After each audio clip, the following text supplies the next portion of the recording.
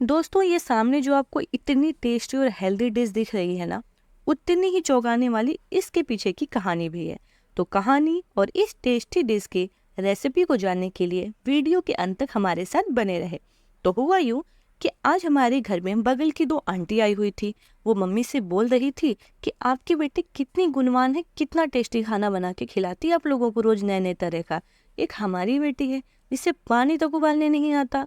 मैंने सोचा जब आंटी मेरी इतनी तारीफ कर रही हैं तो क्यों ना इस तारीफ के बदले उन्हें कुछ अच्छा सा बना के खिलाया जाए। फिर मैं झटपट से किचन में गई और वहां जाकर मैंने एक प्याज, एक शिमला मिर्च, एक गाजर, 3 से 4 हरी मिर्च, 3 से 4 लहसुन की कलियों को बारीक बारीक टुकड़ों में काट लिया और 3 से 4 आलू को उबाल लिया। उसके बाद मैंने एक पैन लिया, उसे गर्म होने के लिए रख दिया और जैसे ही पैन गर्म हुआ उसमें मैंने डाला 2 चम्मच तेल और जैसे ही तेल गर्म हुआ उसमें मैंने डाला आधा चम्मच जीरा, थोड़ा सा हींग और उन्हें अच्छे से लाल होने दिया। उसके बाद मैंने उसमें अपनी सब्जियों को डाल दिया और उन्हें 1 से 2 मिनट तक कुक किया। फिर उसमें मैंने ऐड किया प्याज। प्याज बाद में इसलिए डाला ताकि प्याज का क्रंचीनेस बना रहे। और जैसे ही थोड़ा सा कुक होता है उसमें मैं डालती हूँ नमक, लाल मिर्च पाउडर और इसे अच्छे से मिक्स कर लेती हूँ। 1 से 2 मिनट कुक करने के बाद अब इसमें मैं डालती हूँ हल्दी पाउडर और चाट मसाला पाउडर। उसके बाद मैंने जो आलूओं को उबाले थे उन्हें हाथों से मैश करते हुए कढ़ाई में डाल देती हूँ। फिर इसे अच्छे से 2 से 3 मिनट तक कुक करती हूँ और मैं ध्यान देती हूँ कि आलूओं के छोटे छोटे टुकड़े हो जाएं। उसके बाद मैं इसे ठंडा होने के लिए फ्रिज में 2 से 3 मिनट के लिए रख देती हूँ।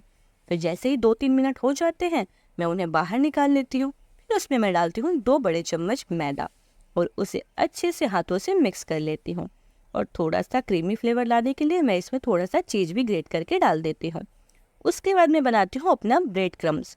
ब्रेड क्रम्स के लिए मैं 3 से 4 ब्रेड लेती हूँ, उसे छोटे छोटे टुकड़ों में तोड़ती हूँ, जार में डालती हूँ और उसे अच्छे से ग्राइंड कर लेती हूँ और जिससे मेरा ब्रेड क्रम्स बनके तैयार हो जाता है। उसके बाद जो मैंने आलू का मिक्सचर तैयार किया था, एक आइसक्रीम स्टिक पर उसे हाथों से दबाते हुए चारों साइड से उसे एक अच्छा सा लॉलीपॉप का शेप दे देती हूँ, जिससे कि आलू चारों बगल अच्छे से लगा रहे, इसलिए उसे अच्छे से हल्के हल्के हाथों से दबाती हूँ।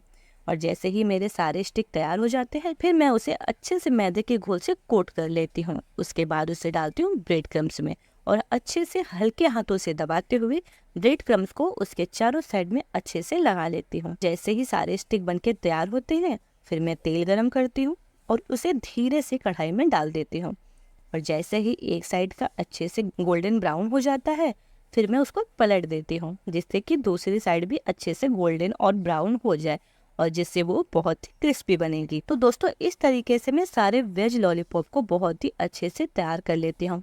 फिर मैं उसकी प्लेटिंग करती हूँ, उसे प्लेट में निकालती हूँ और अच्छे से डेकोरेट करके मैं आंटी के पास ले जाती हूँ।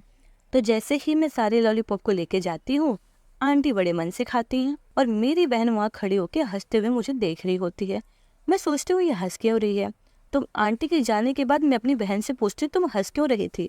आंटी ने मेरी तारीफ की इसलिए मैंने उनको वेज लॉलीपॉप बना के खिलाया। तब मेरी बहन ने हंसते हुए कहा कि वो मम्मी से तेरी तारीफ नहीं बल्कि उनके साथ जो आंटी आई हुई थी उनकी बेटी की तारीफ उनसे कर रही थी।